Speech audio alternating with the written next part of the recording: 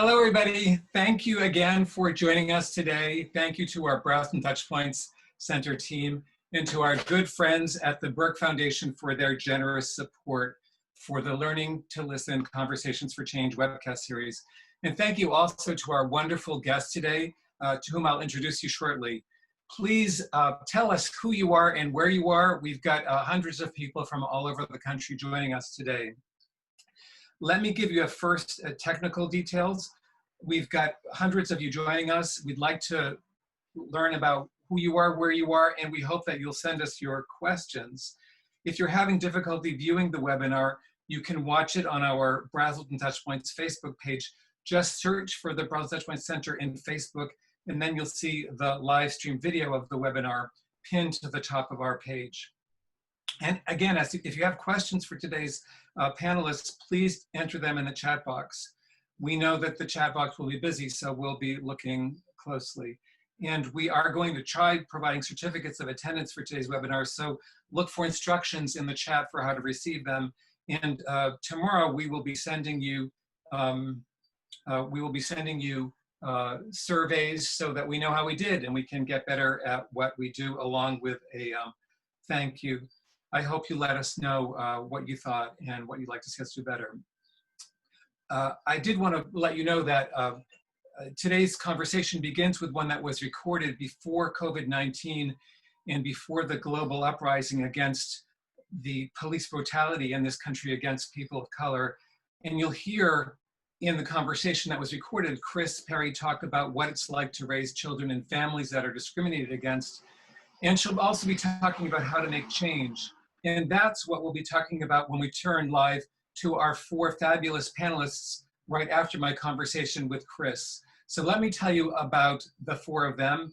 First, Laura Benkov, a clinical psychologist and neuropsychologist, is author of one of the first books on the subject of lesbian and gay parenthood called Reinventing the Family, the Emerging Story of Lesbian and Gay Parents. Jane Clementi is co-founder and CEO of the Tyler Clementi Foundation, whose mission is to end all online and offline bullying in schools, workplaces, and faith communities. She has spoken out in support of LGBT rights before the U.S. Congressional Health Committee, the National Cathedral, and many other schools, universities, and workplaces. Ellen Kahn is the Senior Director of Programs and Partnerships at the Human Rights Campaign. She oversees programs and projects aimed at improving the lives of LGBTQ youth and families, including Welcoming Schools, All Children, All Families, Project Thrive, Parents for Transgender Equality, HIV and Health Equity, and the HBCU program. And Caitlin Ryan, a clinical social worker, researcher, and educator, is the director of the Family Acceptance Project to help ethnically, racially, and religiously diverse families decrease rejection and prevent related health risks for their LGBTQ children, including suicide, drug use, homelessness, and HIV, and also to promote family acceptance and positive outcomes, including permanency. So I'd like to dedicate today's conversation to two men who died last week. One was Larry Kramer, who saved millions of lives during the HIV/AIDS pandemic by standing up and speaking out in every way he knew how to move AIDS from that's those other people's problem to a global priority. The second man was George Floyd, of course, whose voice was silenced by the virus of racism and for whom we must all stand up and speak out. So now let's watch the conversation with Kris Perry. Learning to Listen, TV show and podcast series, Conversations for Change, presented by the Brazelton Touchpoints Center, hosted by Joshua Sparrow. Dr. Sparrow is a child psychiatrist at Harvard Medical School, the author of 9 parenting books, and is the executive director of the Brazelton Touchpoints Center. The center was founded by T. Barry Brazelton, who was one of the most influential doctors in pediatrics and child development of the 20th century. Conversations for Change, opening your eyes for new voices on parenting. Brought to you by the Burke Foundation. This is Learning to Listen, Conversations for Change. And I'm Joshua Sparrow from the Brazelton Touchpoints Center. And in this episode, we'll be talking with Kris Perry. Kris Perry is the Deputy Secretary of the California Health and Human Services Agency. and the senior advisor to the governor on the implementation of early childhood development initiatives. She changed the world by fighting for marriage equality when she was the lead plaintiff on the Hollingsworth v. Perry winning legal challenge to California's Proposition 8, the landmark marriage equality case argued in front of the United States Supreme Court. A mother of 4 adult sons, she lives in Berkeley with her wife, Sandy. Hi, Kris. Hi. Thank you so much for doing this with us. I have to tell you, just a couple of days ago, a friend of mine said, "What, you're going to be talking with Kris Perry? She's a celebrity." I hope it's okay for me to say that. Yes, that's great. So tell us, how did you become a celebrity? It started back with some kind of court case or something, right? It did. It actually really started when the voters of California in 2008 passed a constitutional ban against same-sex marriage. And at that time, I wasn't married to my partner, Sandy, and we were raising our boys in Berkeley, and we were really looking forward to the day that we would be married. But when the ban was passed, we realized that we wouldn't have that opportunity, and we suddenly really felt the pain of discrimination in a new way, and we couldn't kind of tell ourselves anymore that things were going to work out on their own, that somehow somebody else was going to take care of this problem in California of making same-sex marriage the law of the land. And it was that moment when that law passed that we made the realization that we needed to do something. And it wasn't clear what that would be, but we couldn't be passive or sit on the sidelines anymore. We really felt like we had to take a more active role. So that kind of decision doesn't come to everybody. And it makes me wonder, like, what is it about you and Sandy that led you to decide we're gonna take this on? Well, it wasn't. We didn't figure it all out on our own. We were fortunate to be friends with some people who were more politically active and had been having a strategic conversation about what would they do if they were trying to remove Proposition 8 from the books. And they landed on this idea that somebody should sue the state of California for passing an unconstitutional law, a law that discriminates against minorities. And that was the moment that we were contacted. So we were ready to do something. We weren't sure what to do. Our friends that were being more strategic and thoughtful about the what contacted us and said, would you consider being plaintiffs in a civil rights case to strike down Proposition 8? And it was just perfect timing. We were ready to take more action. We felt like we could play some role, and they were looking to put a team together to fight the law in court. And once that happened, because you were successful, how many states followed in just the next couple of years? Yeah, it did. Looking back on it, it feels like it went really fast. But to be perfectly honest, from the time we made that decision in early 2009 until we finally prevailed at the United States Supreme Court in 2013, it felt like an eternity. Like, court isn't like TV. It is very slow and plodding, and it's heavy on evidence and data, as it should be. And we brought in 17 witnesses from around the world to testify about why it's important not to discriminate, how harmful discrimination is. We had one witness testify about the pain of conversion therapy in his life. We had a mayor testify about how close he came to passing a law in his city that would have discriminated against his own daughter. There were experts from Oxford, from UCLA, from Stanford who testified about political power and the history of marriage. And it was that record of our case that did ultimately play a big role, not only in our winning our case at the Supreme Court, but in the cases that came 2 years later that struck down all the bans in the United States. Ours struck down California, just California. But we needed another case to come along behind it, the Obergefell case that struck down every other ban in the United States. So let's talk a little bit about the harm to children, the harm to young people about this kind of discrimination. Let's talk about all of the ways in which it hurts, the damage that gets done.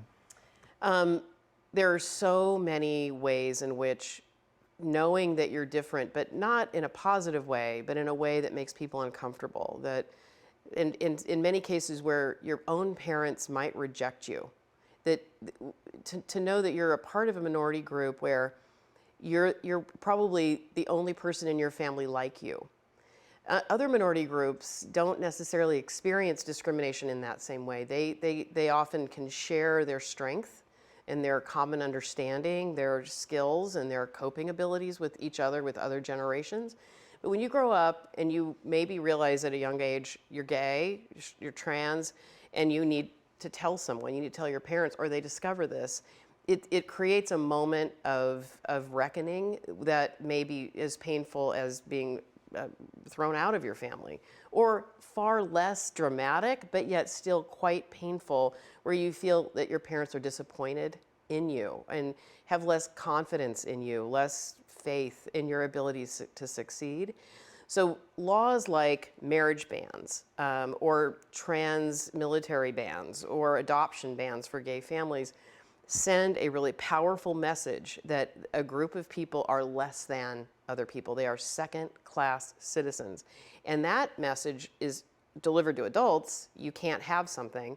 But children growing up in a society that and who see that they can't be married, they can't join the military, they can't adopt, they can't expect their job to be protected, they see what's coming. So it's very, very difficult to grow up, not only face your own parents if they're not supportive, but know that there's a society waiting for you that may not support or protect you from other people. So what makes it hard for people who do not have that experience themselves to be open to the possibility that that's what it feels like and it really causes damage? My greatest lesson in all of this, from being a plaintiff and now not being a plaintiff anymore, is the moments I had the greatest understanding of the other side was if I could just listen without thinking of what I would say in response. Trying as hard as I could to listen with empathy and an open heart, and understand that we all come to our adulthoods from different experiences, from hearing different lessons, from observing different relationships, having been in part of a different family. And those experiences are valid too. They're just as valid as mine. And when we sat in court for 3 weeks, it was sort of our side sat on one side of the courtroom and the other side sat on the other side of the courtroom. And oddly, by the second week of trial, we all felt like we knew each other better than we ever thought we would. And they were literally fighting to keep us from having the life we wanted. They were fighting to keep me from being an equal citizen. But I could still empathize with the pain that they felt over feeling that somehow this change to marriage, changing traditional marriage, was harmful to them. It made them feel that something that they valued would be less valuable. And I can appreciate that they felt that way. I don't agree, but I can appreciate how real that feeling was. That sounds really hard to do. I mean, is there something about you or about your own experiences that has always been that way, or that you grew into to be able to do that very hard thing? I had the benefit of choosing to focus on psychology and sociology in high school and in college, and I went on to be a social worker. And so I literally have had professional training in how to listen and how to try really hard to put my own personal reactions aside and think more about the person I'm listening to, or broadly about what society is hearing or thinking. And that professional training was really helpful to me in this experience as a plaintiff. And also, I think, growing up in a family where I had the very best possible coming out experience and was as supported and loved and accepted as I could ever hope to be. So I didn't come from a traumatic experience of my own, and then I had the benefit of professional training, and the combination really, I felt like it was my obligation, it was my honor, right, to be a good listener, because I was in such a privileged position to be in the case at all. So what is the very best coming out experience like? Well, being asked by a parent if there's something you'd like to share, having an observant parent who gives you the space and the time to reveal that with dignity and integrity. I think it happened in a way that I didn't think. I thought it was not obvious at all. which is hilarious, I know. But apparently it was very obvious. And so I had, my mother took the time to find the right place and ask me in a way that there was privacy and great love. And I think, I can see the love on your face. I couldn't as you do remember anything it. but answer her, honestly. And, to be fair, even though she was loving and supportive, I think it also broke her heart a little bit, not for the reasons people might think, but because I think at this point in time, which is the early 80s, we were living in a country with many, many discriminatory laws. Certainly, we never imagined that there would be marriage equality at that time. We knew there would be a great number of bans or discriminatory laws, and I think she felt immediately concerned about my ability to have a happy life and to feel like I had the agency to choose who I would love, the family I might have. I don't think she imagined she'd have grandchildren. So her heart broke based on the way our country operated at that time. And yet, for me, right, she was happy that I could be honest with her. So it was the best possible coming out story. So let's pause and listen to a question we have from our audience. The movement for marriage equality was a long journey, as many social justice movements are. What lessons did you learn from your involvement in the fight for marriage equality that can apply to other contemporary struggles? It's a great question. I learned so much about fighting for social justice through the courts. And until that opportunity presented itself, I was under the impression that you fought for social justice through political means or maybe legislative. You might go to an assembly member or a congressperson and say, hey, can you help me with this problem? Or you would go to the ballot box, or you would try to elect somebody who would represent you. And it wasn't until we really looked at this idea of litigation, the third branch of government, that it occurred to me that there was one more path forward on equality that I had never thought of before. And I think for other social change movements or other groups that are feeling discriminated against, that's a critical option. In many cases, it's quicker and it's a more final resolution than the other two. But it also is expensive, and it also requires a big team, and it requires a huge amount of experience. So I think what I learned was, if you're feeling that something is unjust, there are also legal remedies to illegal or unconstitutional laws. So, but when you frame an issue like this one, marriage equality, as a matter of rights, the experience, I think, was that you find you only get so far, and that there's another way of thinking about what the issue really is that is a part of broadening the political support, which is part of the change. So it's not either or, but what do you have to do beyond the framing of this issue as a rights issue if you're going to get the support that ultimately will protect the right over time across the land? Yep. Great question. I think there's an additional layer of communication and presenting real people with this real problem to the public in a way that, so you take it out of the court and you put it in the court of public opinion, and you let real people imagine what it would be like to be in your shoes. And in some ways, as plaintiffs in this case, we were the real people. We were the face of the problem.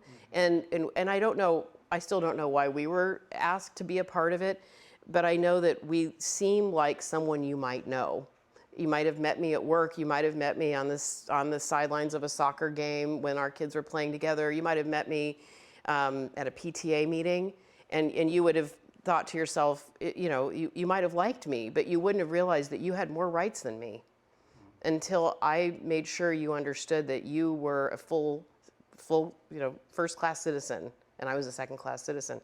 And the court really gave, or the communications that came around the case, and I think in future cases and in other fights around gay marriage or gay rights, there were breakthrough moments where the communications were really, really good, and they tended to be very positive.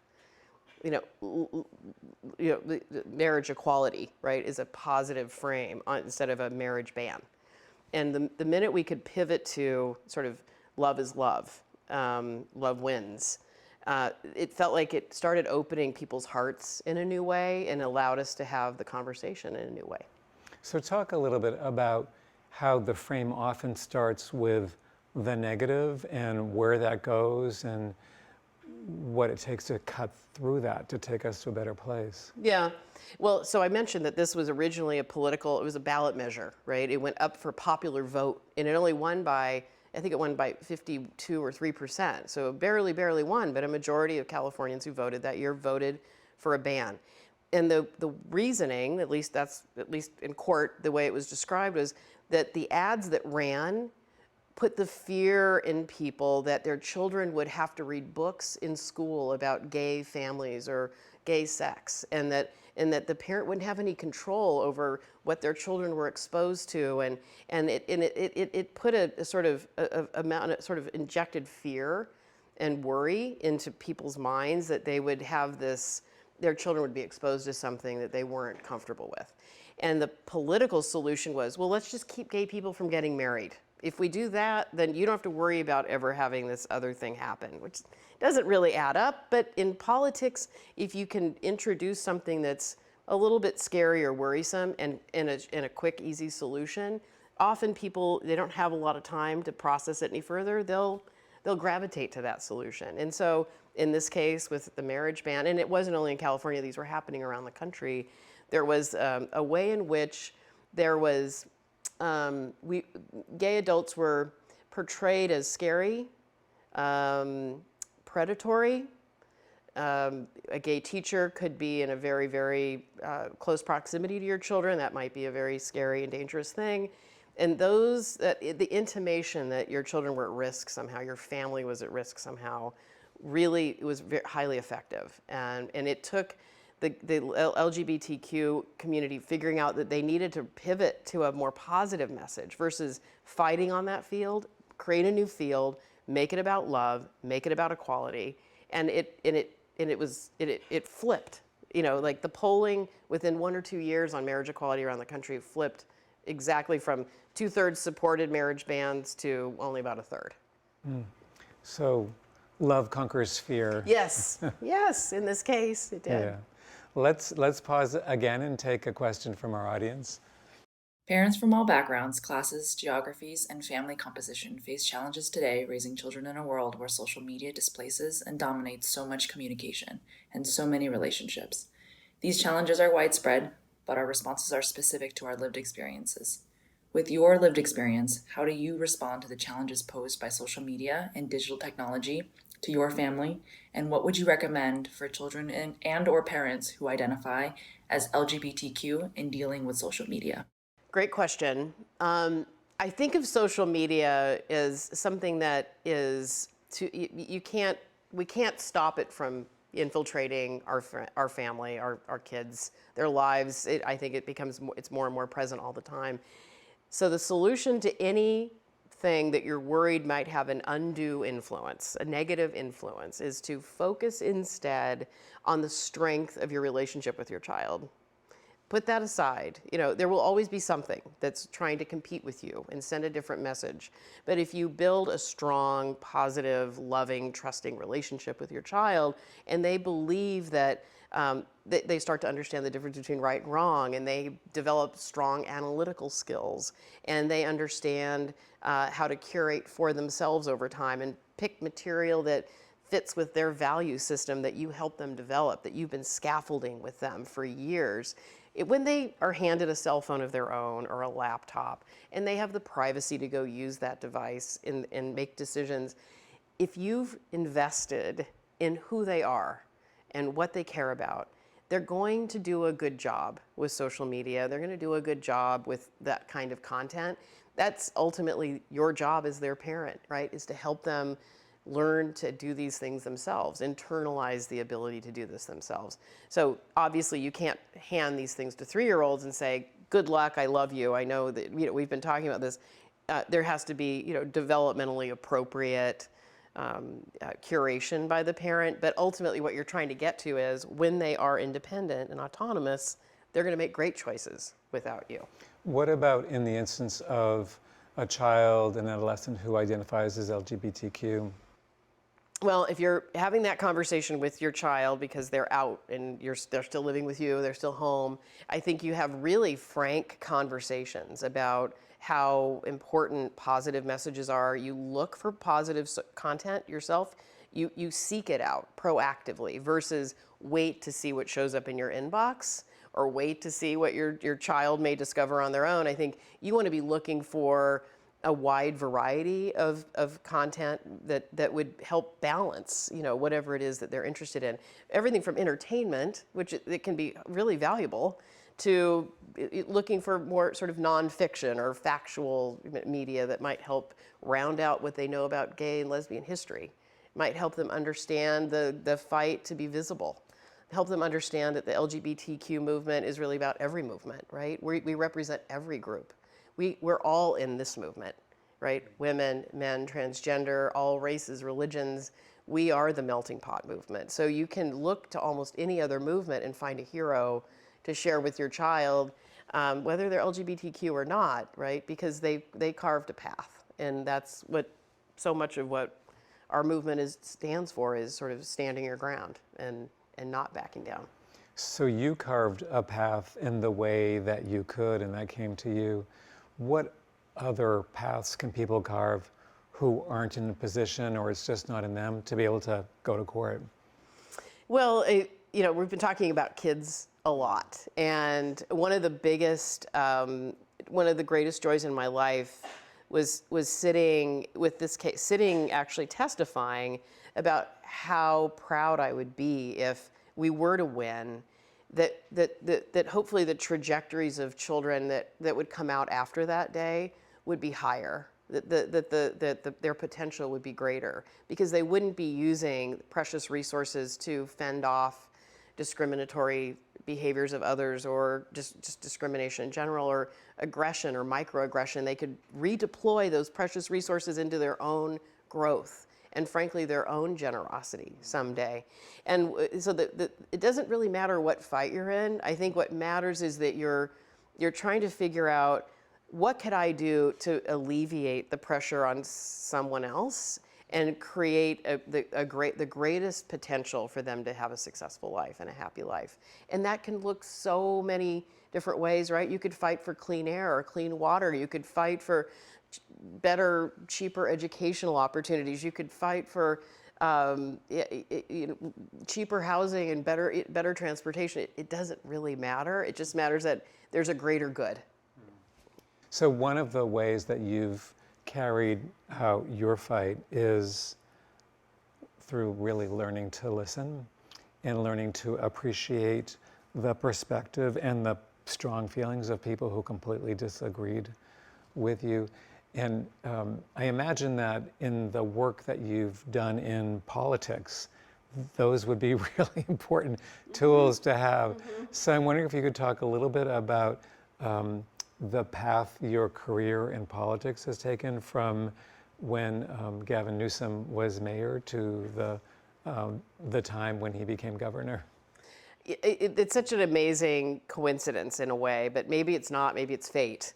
But in the very, very early days, long before 2008, long before Proposition 8, Gavin Newsom, who was mayor of San Francisco, made the decision to let same-sex couples marry at San Francisco City Hall. It was 2004. And it felt like the most radical act at the time, because frankly, when you're gay, you don't think anybody's ever gonna stand up for you. You don't think you're ever gonna get to have the things other people have. You just cope. You just put your head down and you just go.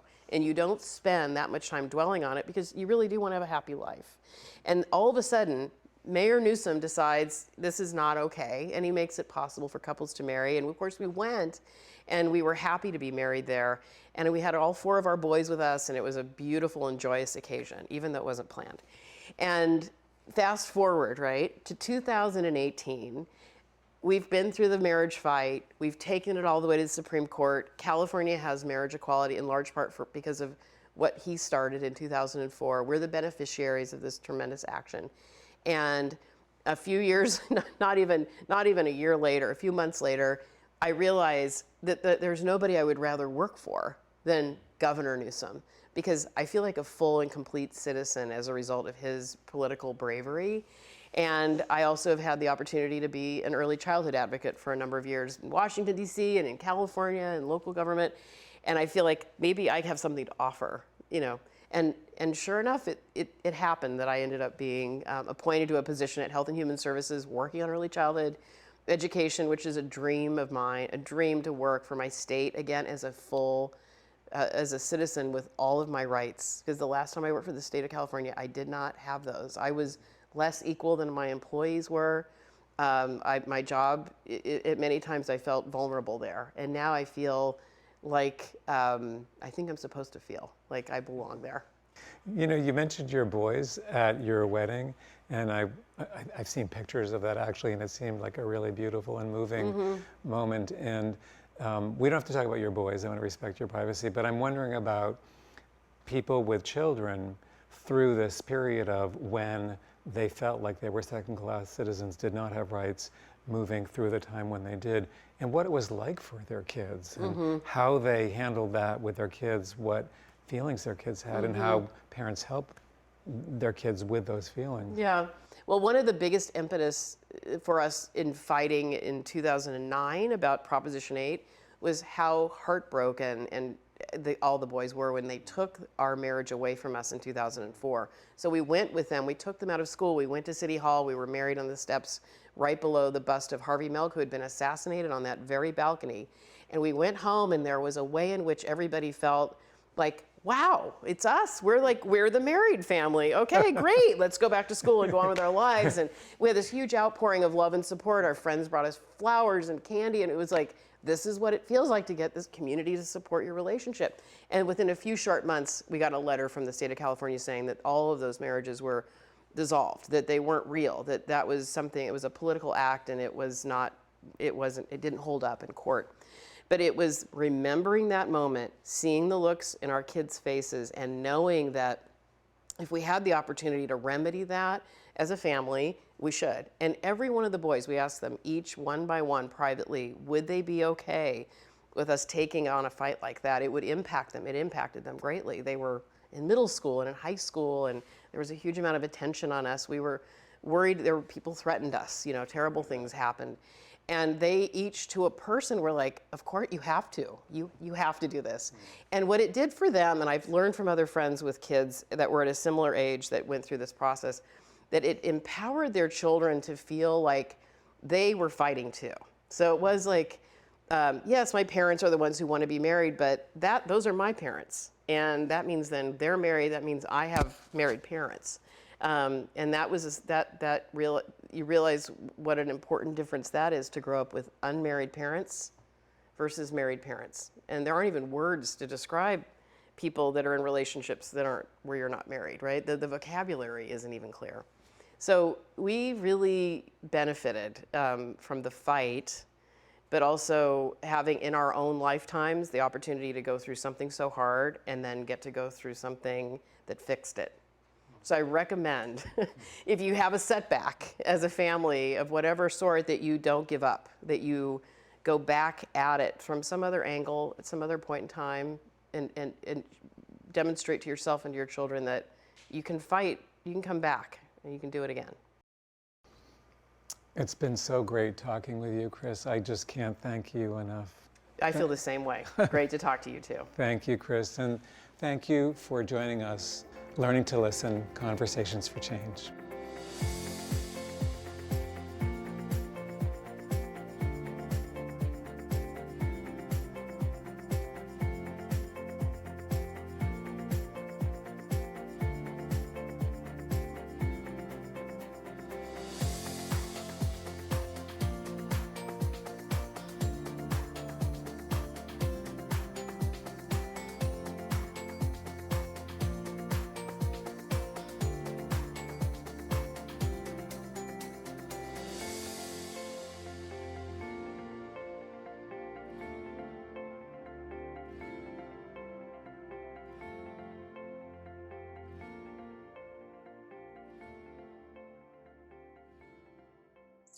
We're back again.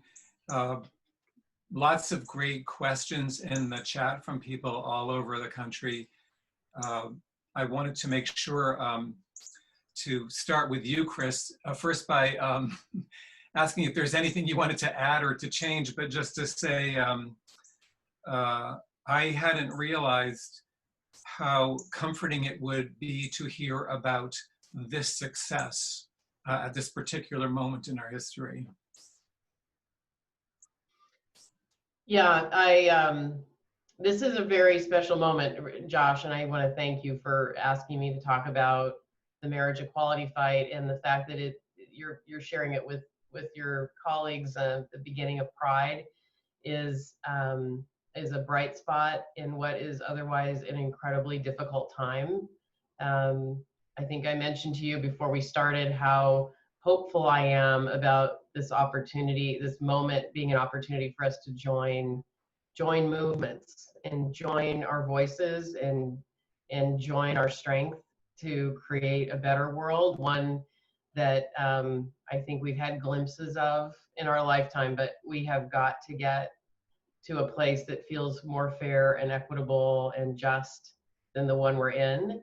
And you know, I think this page out of the LGBTQI history book is helpful, but it isn't enough. And we have a lot to cover today in thinking about our kids and our families and how to support them in this work. Thank you, Kris. You know, I did ask you a couple of questions that I want to now ask our panelists, I realize. I think I'll start with you, Jane Clementi. And so well, I'll give you both questions. One of them is, so what's it like as a family, as a parent, where you know that there's a family member, a parent or a child who is being discriminated against because of who they are? How do you support them through that? And then my second question is, you know, Kris and I talked a lot about ways of making change, and I invited all of you because you're all change makers, and so I was hoping you could also talk about how you're making change. And I think it'll connect to what Kris just said about joining together at this particular moment in our history to get to a better place for all of us. Thank you so much, Joshua.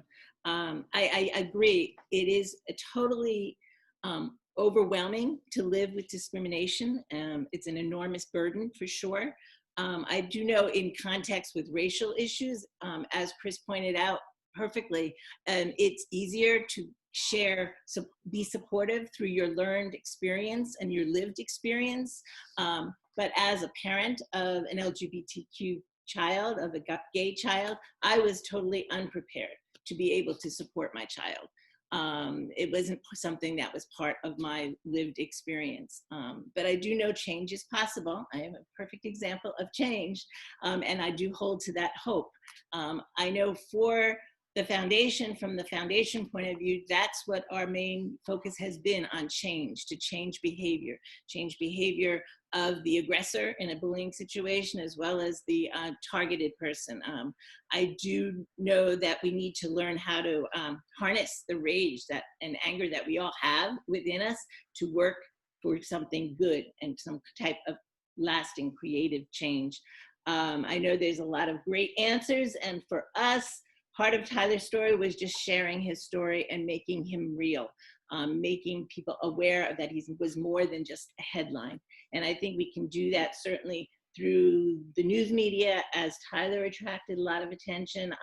Use of social media is key, as Kris pointed out.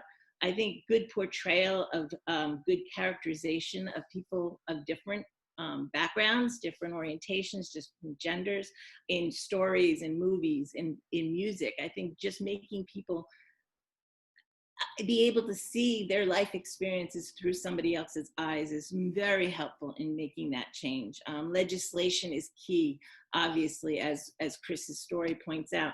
But for me, I think we need a little bit more lasting change, especially with these racial issues and the LGBTQ issue. I think legislation is important, but we need to go deeper in changing attitudes and thought process, or as I like to say, hearts and minds.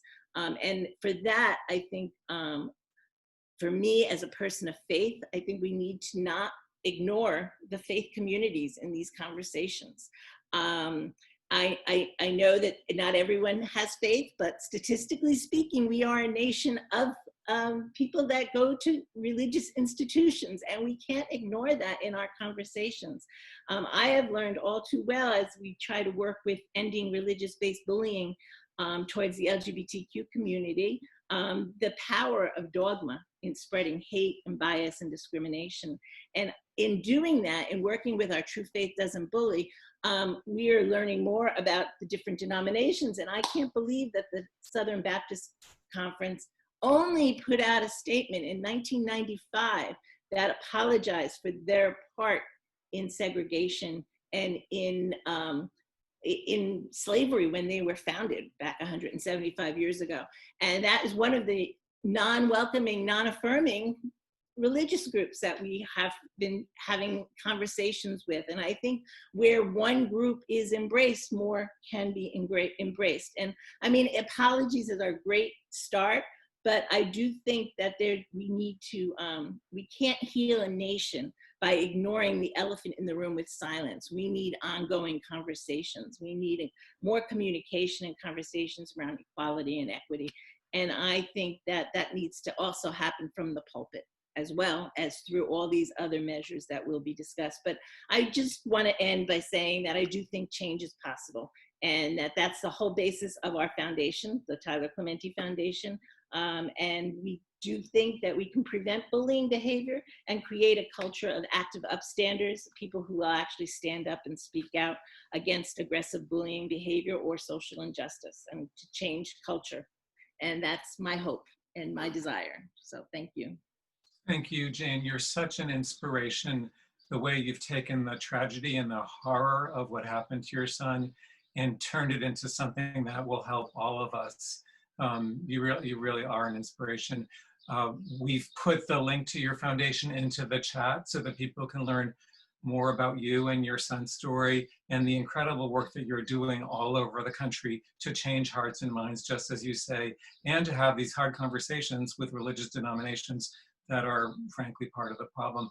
So let's go to Caitlin now. Same questions about parents and children, and you've done groundbreaking research that really has changed my understanding and inspired me. And then how we go about making change.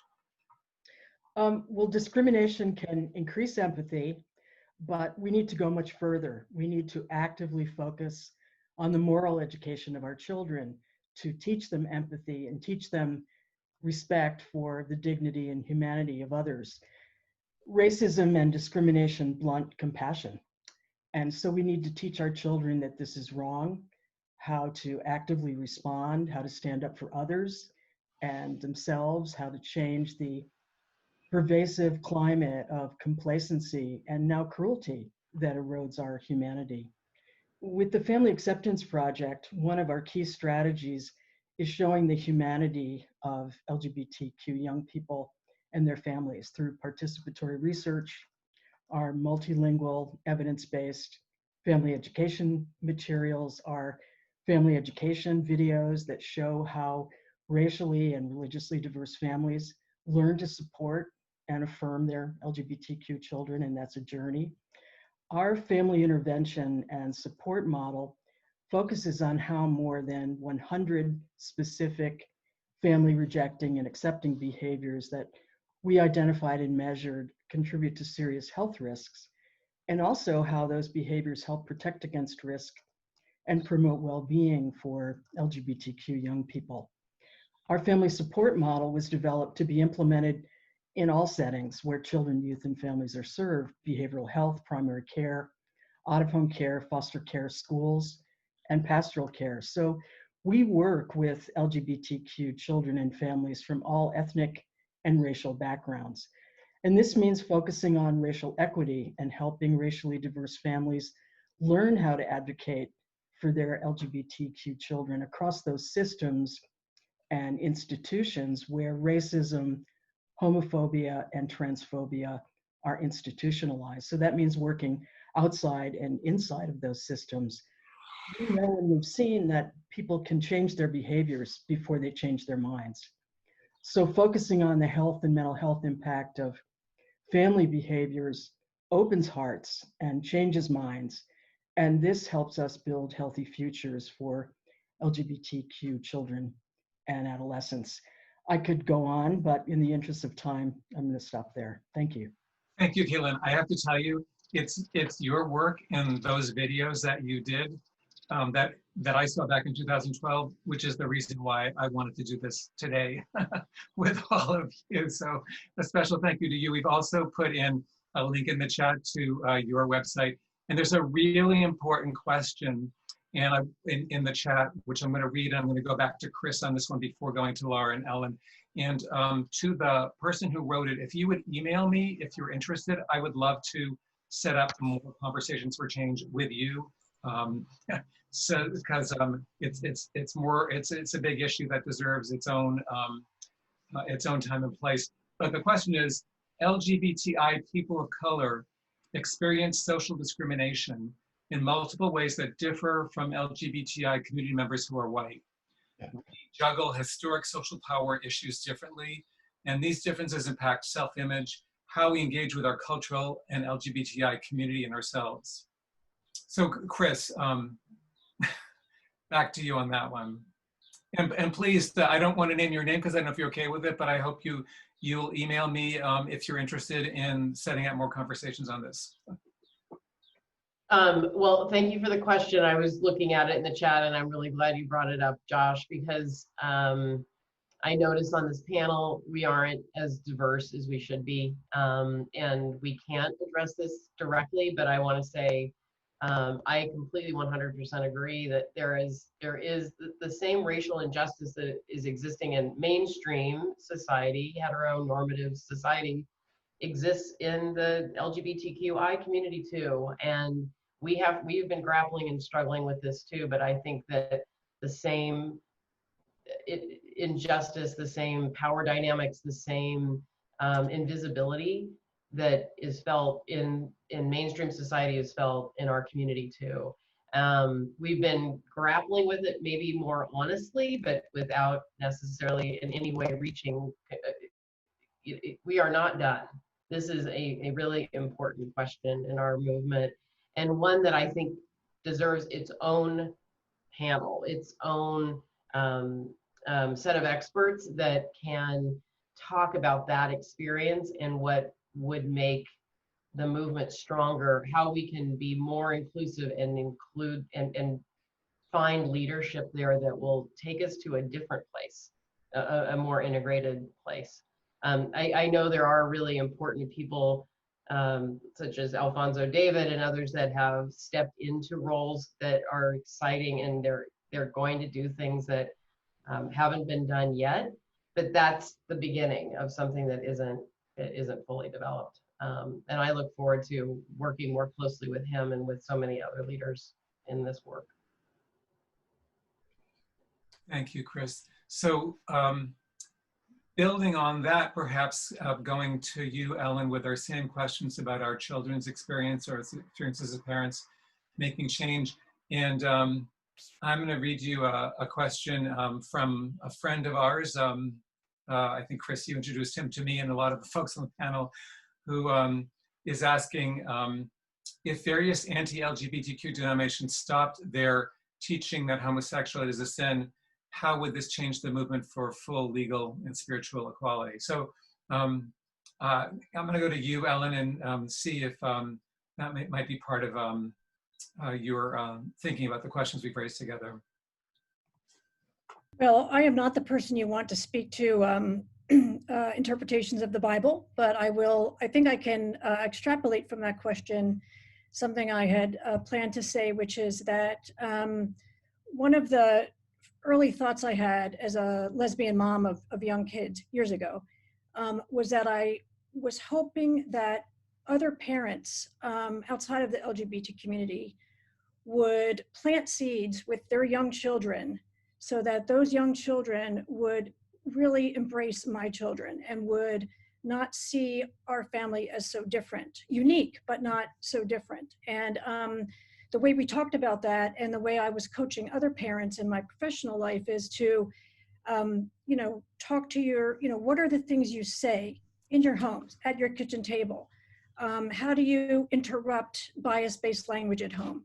And my hope was that other parents would stretch out of their comfort zone to actually talk to their children about sexual orientation and gender identity, and to break away some of the myths and misperceptions and to interrupt the bias that starts to form in our children at young ages. So you could take that same example and say, if you're bringing your child to a church or mosque or synagogue every week, and it's a very conservative leaning environment, and they're hearing that who they are is sinful, or they're hearing some other negative messages, it's the same idea that's getting established as some belief in their mind. So whether that kid is LGBTQ or will be, or they're one of our friends and neighbors or a soccer teammate, as Kris said, we have a responsibility to plant those early messages.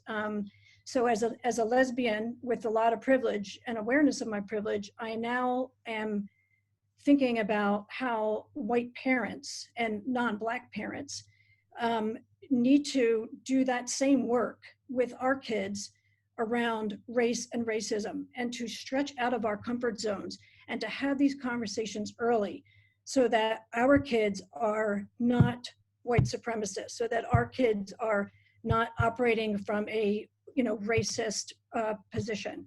And I think there's a lot that we can learn from one another as a family who early on worried that my kids would be discriminated against. Listen, there is nothing that compares. My two white kids, nothing that compares to what they face, to what George Floyd faced. And so let's apply that same commitment as parents across all identities, that we must teach our children early on and address bias early on. That's what will change the world. Thank you, Ellen. And we're going to do it. We're going to do it. I sense a lot of hope in spite of how hard things are right now. And I'm really glad that we're all together. I'm going to go now to Laura Benkov, and I'm going to reveal something about Laura. I first met Laura in 1994 when we worked together on inpatient child psychiatry unit, and she was pregnant with her first child. And I thought one of the bravest people I ever met, because she was writing probably the first parenting book for LGBTQ parents. Laura, you may know if it was the first or not, but I thought it had to be. So let's have you pick up where Ellen left off. Thank you so much. I'm so inspired by every single person here. It's just amazing and so important because this is such a deeply dark time otherwise. So what a great opportunity to be here. There is an epigraph to my chapter in the book around the very question you posed, and I think the questions about raising children and change are totally intertwined, so I'm taking them up together. The epigraph is, I want to read though, it's from Audrey and Rich, Atlas of the Difficult World, and she said, what the grown-ups can't teach, children must learn. How do you teach a child what you won't believe? How do you say, unfold my flower, shine my star, and we are hated being what we are? And I think what we're talking about today is raising children and living in a broken world, a very deeply broken world in so many ways, a world that will harm them. And as people have been speaking about today, a world that will harm others. And here's the kicker, from the same forces that the very children I'm first talking about will benefit from. I think it is much more difficult piece of the conversation to have about things that hurt others that we directly benefit from. I am a woman. I have been in same-sex relationships and raised my kids as a single parent without means. Always I've suffered. I am white. Always I'm privileged and able-bodied. And if we don't start to make the connections between these different forms, we like to say love is love is love. I say hate is hate everywhere. And I think that's what Ellen was just saying. We must make these connections. So I have sort of a 4-part idea about what one does with this, with children and in the ways we move through the community, and then 5 values. And my first one, stemming from Audrey and Rich, is the first thing we do is we face it. We look at the truth and we teach children about it from the very beginning. And we teach it to them as something that lives outside of them. if they are discriminated against, it's very hard to not internalize, and we have to work with them on that, on the problem residing outside in systems and in people who for complex reasons make choices to perpetuate those systems. So that's the first piece. We also need, first and second, face it, don't internalize it. I think Greta Thunberg is one of my heroines of the moment, because she deeply gets this next piece, which is that the world is very broken, but we don't have to accept it as received. We're people, we're active, children are too, and we need to cultivate their sense that they have something to say and do in this world. And the fourth thing is what I've been saying, which is we cannot stop at identity politics. We must make the connection, and any pain that any of us have ever felt is a wellspring for potential empathy and action on behalf of others, and for having a steadfast commitment to not tolerating, not participating in the kinds of hatred and power imbalances that are so pervasive. And so this sort of common human thread, I think at the same time as we need to think about the commonality, which I think exists in our pain and is what our empathy can be, we need to realize that we're all so very different, and our lived experience, as we've all been talking about, is extremely different. And to that end comes, Josh, the wonderful title of this whole series, We Must Learn to Listen. We do it by listening, we do it by loving, we do it by helping kids to learn to do the same. And so I think that the point that gets missed very often by all of us in different moments is that we are indeed diminished by the pain of another, even if we're not directly impacted. We are very deeply impacted by the brokenness of this world in every way, and we have to feel that deeply and act from that place. So I will end, because I'm trying to be brief, just talking about the values that I think are inherent that I've just named. One is vulnerability, facing it, embracing it, and using it as a platform from which to act and hope. The other is connection and relationship. And the third is creativity and the human capacity for that. And the fourth, of course, that I think comes from all of that is courage and strength. And then also, none of us have to do this alone, and we must teach children that too. Community, there are communities that are deeply respectful. We have to find each other. We have to bridge the gaps and not stay in our own little narrow worlds, and have uncomfortable conversations about the privileges that that other people suffer as a result of. That's my spiel. Thank you. There are so many important comments and questions in the chat. Let me just read one or two. First of all, thank you. I love how you changed the rhetoric to love. This is a powerful message. And another, if we can just teach each other how to listen to one another and accept that we won't feel the same about issues, and that's okay. I believe that we can love each other and still disagree, and isn't true love accepting that without requiring anything of that person. I wish that we could answer all of the questions in the chat, but it's time for us to stop. I wanted to thank all of our panelists, Ellen Kahn from HRC, Laura Benkov, Jane Clementi from the Tyler Clementi Foundation, Caitlin Ryan from the Family Acceptance Project, and Kris Perry, to say that you can watch the webinar and the panel discussions been recorded. It will be on our website and YouTube page. And we're going to have links to the resources that all of you have shared for everybody who watches today and who will watch later. Thank you so much for joining us today, and for your deeply reassuring and comforting and hopeful participation. I think we need it right now more than ever. Thank you. Thank you.